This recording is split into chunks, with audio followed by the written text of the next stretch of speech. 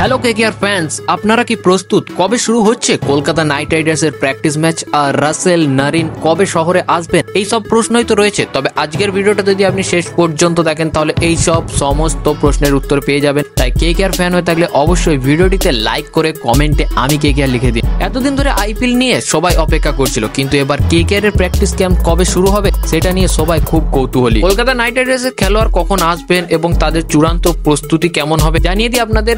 10ই এবং 11ই March KKR এর ক্রিকেটাররা কলকাতায় এসে যাবে, আর অপরদিকে 12ই মার্চ থেকে শুরু হবে এই কেকেআর এর ইডেন গার্ডেন্সে যে প্রস্তুতি ক্যাম্প সেটা শুরু হয়ে যাবে। আর শুধু তাই নয়, এইবার নতুন অধিনায়ক অজিঙ্ক্য রাহানে টিমের শক্তি এবং দুর্বলতা নিয়ে কাজ করছেন। এদিকে কোচ চন্দ্রকান্ত পণ্ডিত এবং নতুন মেন্টর ডোয়েন ব্রাভো কিভাবে শিবির পরিচালনা করবে সেটা নিয়ে দারুণ আগ্রহ রয়েছে সবার।